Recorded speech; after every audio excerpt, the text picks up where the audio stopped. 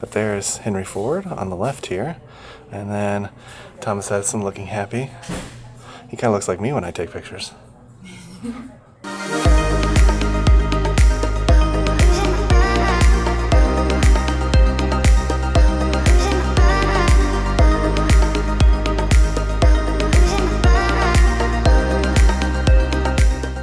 Made it to the Edison Ford estates. Here's what the parking lot looks like. We're gonna head on in. Edison had a passion for trees, so this is one of the trees that he imported. You can tell it is not a Florida tree. Look at that growth though. That's really cool how it just kind of like has that huge trunk. Then it goes up to the branches way up high. Really neat. Came here hundreds of times as a kid. These are the banyan trees. This is one of the things that this estate is known for. You can see in the distance how they grow. Look at those trees. Those are really, really cool. Then you get to this one, and it's just massive. So what were you saying about the banyan tree? This is the one I remember back in the day, because the parking lot, I feel like used to be more here when we used to come here, and it looks like now they've like expanded further back. And yeah, you can see, like these are the ones I remember coming when I was a kid, which is pretty cool. And you said you wanted to be married under the banyan tree when you were a kid? Yeah, there's a really big one that's over on the other side of the road by the houses. That's just like gorgeous. We'll have to show you guys that one. I think it's like the perfect scene. Behind the banyan trees is his laboratory. I hope we still get to go in there. Went in there as a kid. It's just a long building with a bunch of sort of scientific tables on both sides. Here's some new stuff for gardening here. Another shot of that laboratory. See, it's just kind of like a long building. That's where they did the botanical research. This is also where Henry Ford and Edison got together to make rubber for tires. So there's rubber trees here too. As Nacy pointed out, it wasn't just Ford, it was also Firestone was here. Inside that botanical lab, they made the rubber tires. Yep. And this is the banyan tree, one of them. Look at it. Look at how its roots kind of like sprout out from the branches. It is. It's a unique tree, right? Like, oh yeah, it's a really crazy tree. I see they're doing more now. They're selling plants here, so you could have an official plant from the Edison Ford estates. they're trying to honor, I guess, the botany side of Edison. Yeah? Which I don't remember them talking a lot about that as a kid. I mean, he has the whole botany lab. That's what the lab was for. Look at all these plants. Wow, they've really expanded on the plants. One of the cool things they do here is they do have a Christmas light overlay. We used to go to this every year. It's actually one of my best friend's mom's favorite thing to do at Christmas time. So we'd go and see all the Christmas lights, and then they actually have a boat show too that's teamed up with it. One thing you're going to find as we go through this museum is they definitely whitewash Edison's history. So just know that ahead of time, like many museums. But there's Henry Ford on the left here, and then Thomas Edison looking happy. He kind of looks like me when I take pictures. Check out this old Model T. 1914. Imagine cruising down the highway. Radiator fully exposed. Look at the lights in that lamp. I bet you they were really bright. But yeah, they only went like, if I remember correctly, only like 15, 20 miles per hour. Look at these seats. And then there's the little drive thing. Not very much on the information you're getting from the car. Oh, there's the horn. Look at that horn. That's fantastic. And then back seat in case you had some passengers. And apparently a Swiffer sweeper. I don't know what. I didn't know they had those in 1914, yo. Starting off the museum with some of its inventions. This is a telegraphic code tape perforating mechanism, which basically it would just take the Morse code and create strips so people could read it. This is an electric pen and autograph press. It's a copying system that he designed. That's really neat. And then the Edison tinfoil phonograph. That's how music and stuff used to work back in the day. And if you've ever been to New Jersey, this is his Menlo Park location. So his main home was in New Jersey. And he would basically follow the ocean down to Fort Myers for his winter estate. but he didn't want to stop working when he got here, so that's why he created the lab and stuff here as well. They used to have a light bulb here that's been on since Edison's time. We'll see if they still have it. But they have some of the examples of the early light bulbs that he created.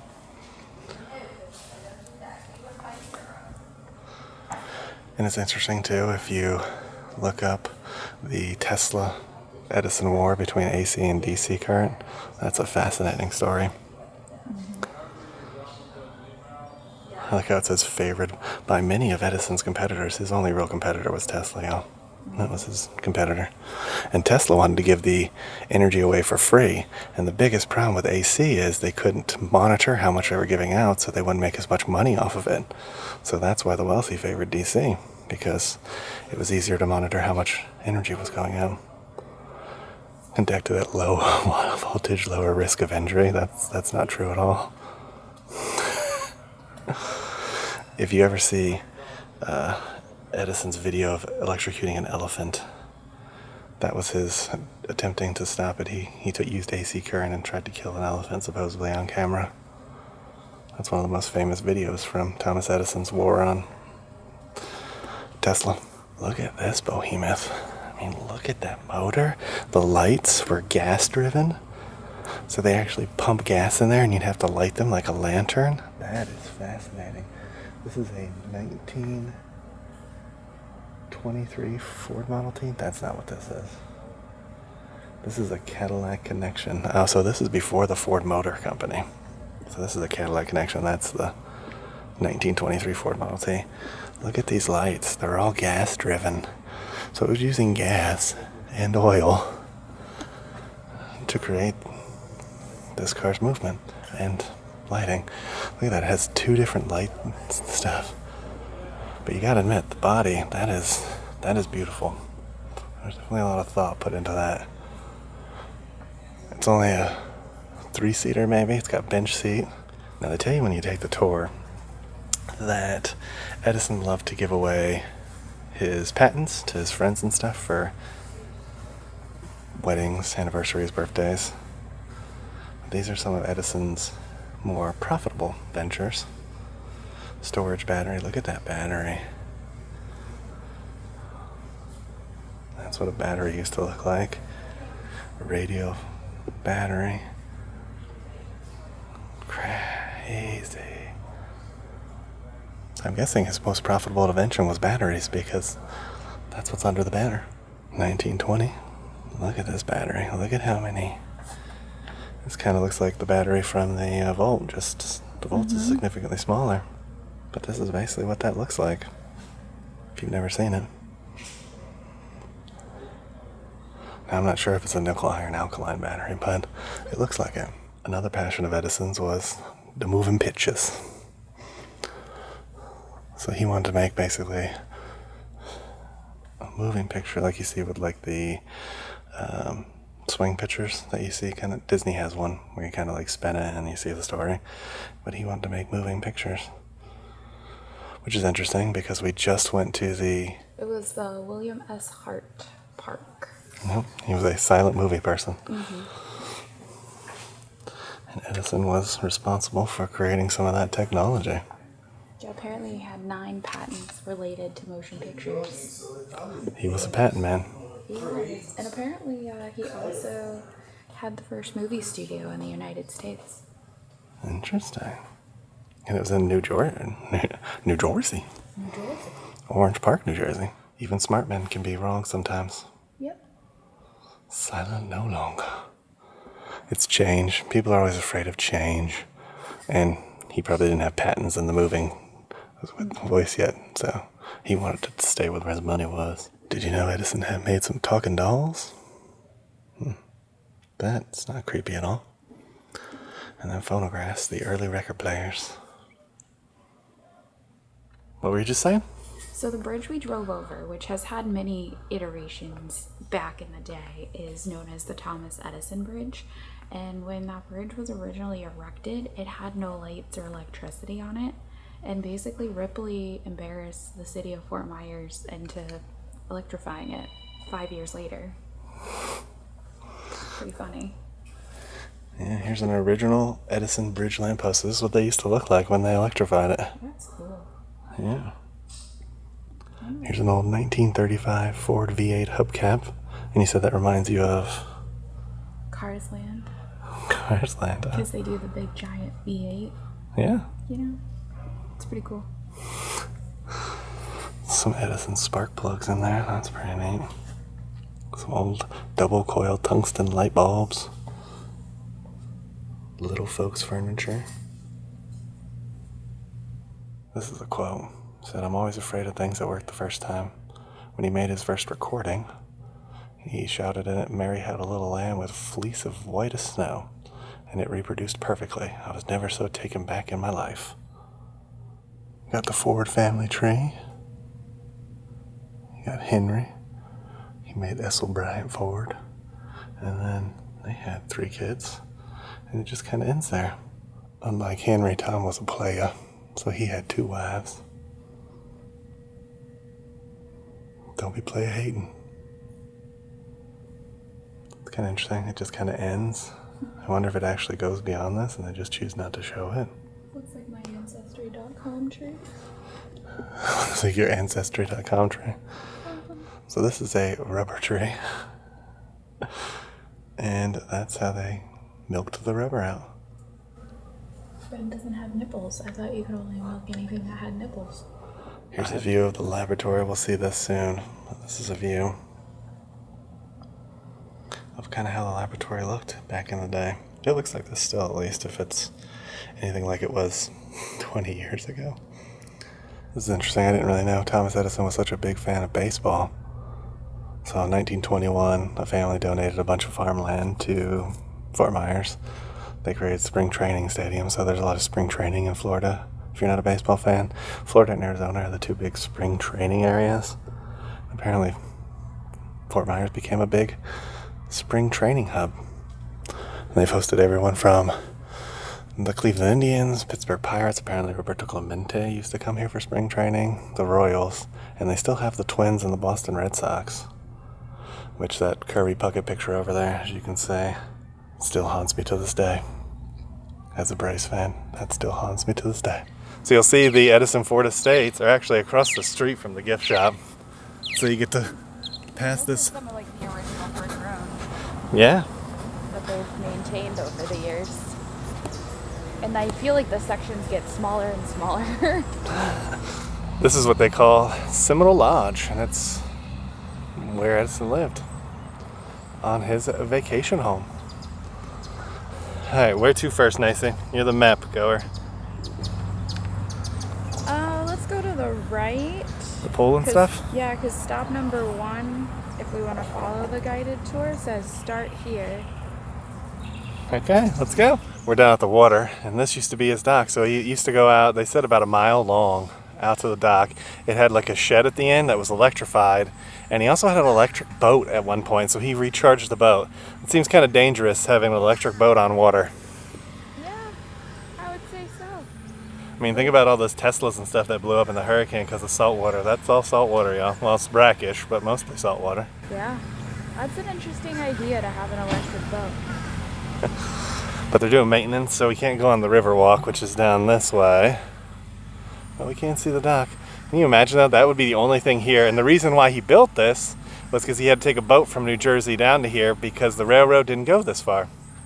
Because there's no bridge over to Fort Myers. This is his massive pool. It was apparently the first pool in the area.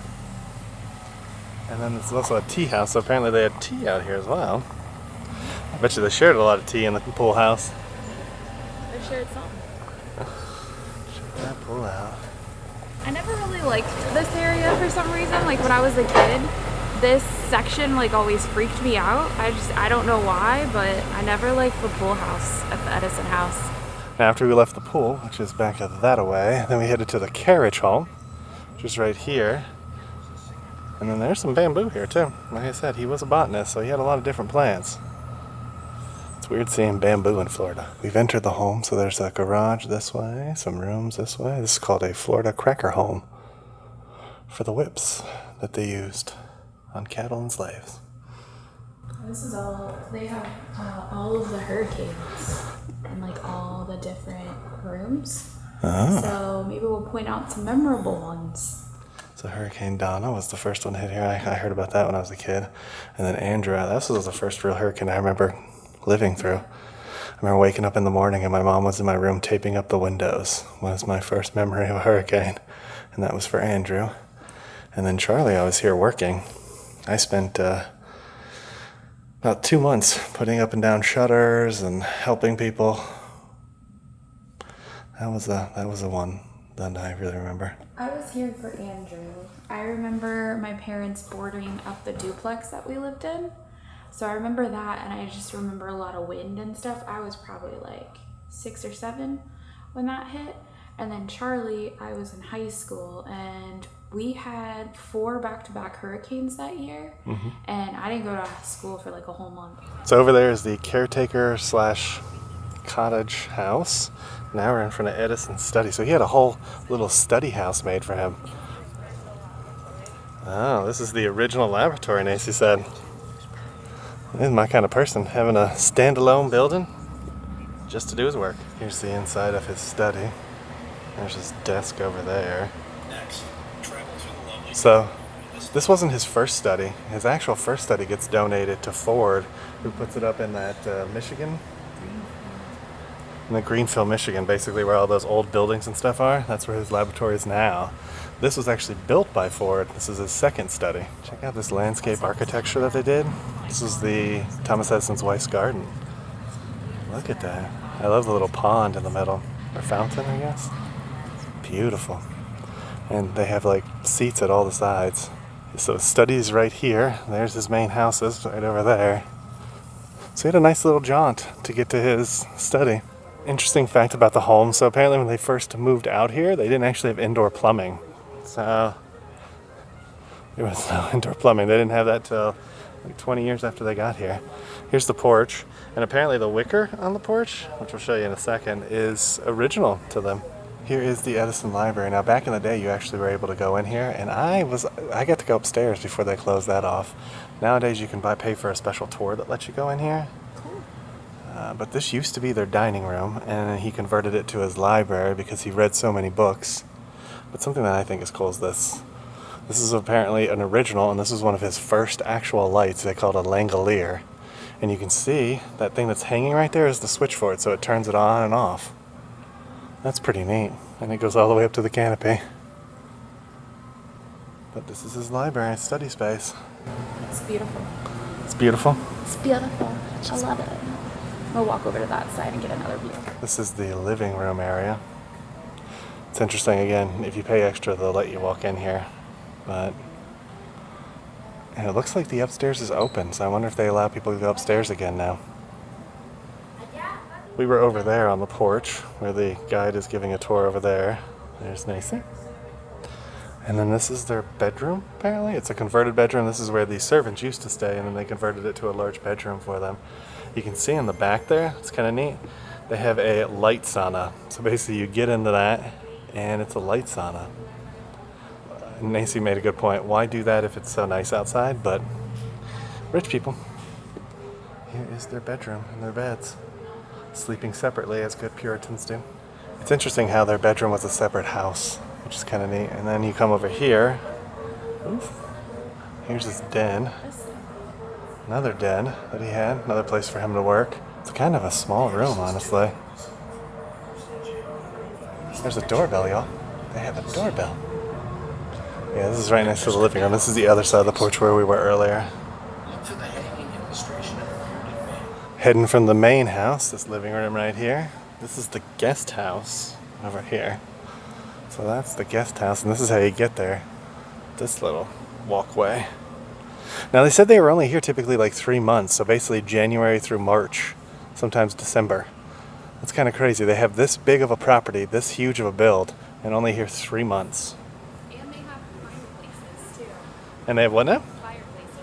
Oh yeah, and he said they have fireplaces on both stories too. Right across the way from the main house is this sitting room. And this is where they did most of their hanging out. This is a grand piano. Apparently everybody in the Edison family knew how to play piano. And his second wife, he supposedly found her one night at a club playing the piano.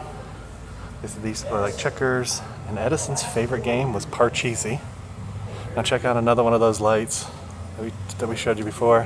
One of the one-offs, first of its kind. You can see it's hanging. A little switch there too, right at the bottom. That's pretty neat. But it's kind of weird. In the dark, you'd have to fumble around to try to get to that. Here's the formal dining room. So that's right off that sitting area is right there. And then we move into this formal dining room. Again, if you want an inside tour, you can pay extra for that. But yeah, this is the view. And look at that gorgeous view. Imagine back in the day, you're just hanging out, soaking in the breeze in the winter months. And this is what you get. So we're here a little bit early. It's October. He would normally be here probably December at the earliest. So it would be a tad bit chillier when he got here, but it's still Florida, so chilly is like 60s. I think one time it got into the 30s when I lived here. And that's about as cold as it would get. What did you just find out about the table? So the table is made out of mahogany and it was shipped to Fort Myers via boat, once again, because it was probably really big and there wasn't really a whole lot of ways to get things here back then. Yeah, they said they did a major remodel in the 20s, and I think the train didn't come into like 24 or something like that, 22, Yeah. 24. So there would be no other way to get it here. Another kind of fascinating thing that you just listened to was there's a bell system that runs through this. So like today, some bigger houses have like intercoms. They had a bell system, so when the bell went off, you knew it was dinner time and you knew to come to the dining room. You could hear it anywhere. Yeah, and they claim you can hear it anywhere on the grounds. Which I think it's that device right there where we're going to be walking. I think that is the bell system right there, or at least part of it. Let's go find out. Hey, what are you doing? You're not supposed to touch that. Hey, hey, hey. See the little lizard? They're everywhere in Florida, y'all. Everywhere. This is the Seminole Lodge kitchen. They already got gingerbreads out. They're ready for Christmas, y'all. But this is where the housekeepers, whatever you want to call them, oh, check out that old fridge. We were actually at the Georgia County Fair last weekend, and there was an old fridge like that. And that's cool. Yeah, this is the thing. And then these are the bells. So they're disconnected now. Well, no, they're not. Those are hanging bells. So basically those hanging bells would make a noise, and this unit would send it around the house, kind of like a telephone.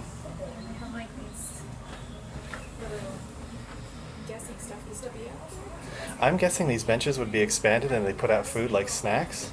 That's my guess.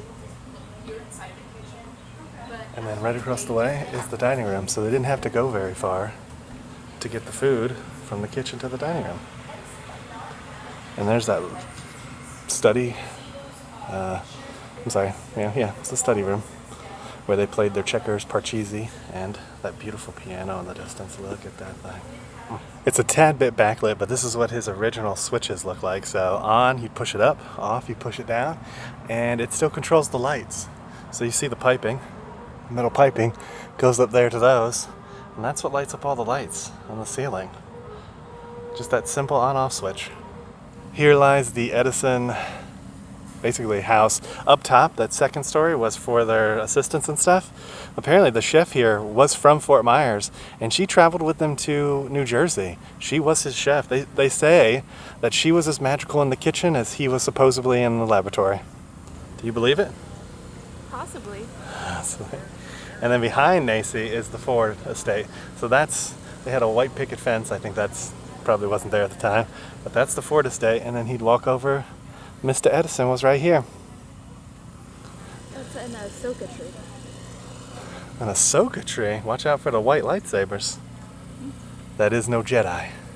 It just popped out to me. I was like, oh. That's a pitiful Ahsoka tree. It's definitely seen better days. I'm thinking the hurricane got to it, y'all. Here's the Ford home. They're doing some remodeling today, so we don't get too close to it. That's what it looks like. His home was much smaller than Edison's. Did you see that nice one in the distance there? I remember that. That's a private home. Here's some of the Model Ts in the garage. That black one. That's really nice. And you got this one that's a little bit of a truck. She said it took them 30 minutes to make the Model T. That's how fast they could construct it on the assembly lines. That's crazy fast. If you didn't know, one of the reasons why Ford became so successful was because he perfected the assembly line So basically one worker would focus on just doing one task, getting that on there, and then it would move to the next worker who would do the next task. That's why they were so efficient. Yeah, they got 4 cars out here in the garage. And then this is Ford's house right back here. They are already getting ready for their holiday displays. You can see the star back there. I saw some of these up and I wasn't really sure, but I guess that is what they're doing. They're getting ready for the Christmas and holiday season. That's the tree. That's the tree? Ah, that's the big tree you like, huh? Yeah, that's the big tree I love, and always thought I wanted to get married out here in front of the big tree. They just like put a bunch of chairs out here, and it's like nice and like softly lit at night, and your backdrop is the water. I mean, it's gorgeous out here. It's beautiful. Ah, that's where Nacy wanted to get married, Joe. Right there. Here's a beautiful shot of Nacy's favorite tree on property. You can see the backdrop is the river. That's what she loves. So next to it's like the Mangrove Mansion, the Ford estate, they actually have a chauffeur house. Now this has been added on since Ford sold it, but there's a garage, you can see, where his chauffeur would park his Ford car, and that's where the chauffeur and stuff would stay. Now it's just a shop. They're doing some cleaning and stuff, so they have a lot of stuff tarped over, but here's the dining room. You can see the kitchen back there where they made the food, and then the living room's mostly tarped up right now. That is the gist of this bad boy. That looks much different than the Edison lights, right? Because that came afterwards. And again, Edison, I'm not sure if Edison sold his home, but I know Ford did. So there's another family that actually lived here for a while before it got donated as a historic site. A little bit of a recap as we sit by the road. The pool and stuff's over there with the gardens. Edison's house is there, and then further down the way is Ford's. And this road used to be here the whole time. They actually planted these mangroves and stuff to keep kind of like a barrier between this and the road. Here's the inside of the lab. Look at it, it's massive. It's a little dark in here. Yeah, it's a little dark in here, but that's the lab. That way. And they have like pulley mechanisms on the ceiling. This is the dark room, so if he had photos, this is where they would process the photos and capture them for his research. And then you go into this other area. So here's the laboratory office. It's interesting, these are nicer chairs than the other places. Something to know about Edison is the reason why he had so many patents is because he paid his workers. His workers would develop things, discover things, and then he would be the one that gets to register the patents. So it wasn't always Edison coming up with the ideas, it was just his company and his workers. Yeah, and that's the goldenrod. That's what he found would be useful to create rubber if we ever lost our supply of rubber from across the ocean. All right, that concludes our visit to the Edison Ford estates. Yeah, it's been a little over a decade, I think, since I've been back here, and not much has changed, but it is really nice to come out here. I love the architecture and the history of it all. And it actually really wasn't too bad of a day weather-wise, so it's been great. Yeah, the museum has definitely gotten bigger that you walk around, but the house is pretty much the same. It's really beautiful here and definitely worth a visit, and you gotta love the banyan tree behind us. Yeah, this is definitely one of my favorite places to visit when we're in town, so definitely put it on your list, because if you're here during Christmas time, they do lights. Yeah, it's gorgeous when the lights are out.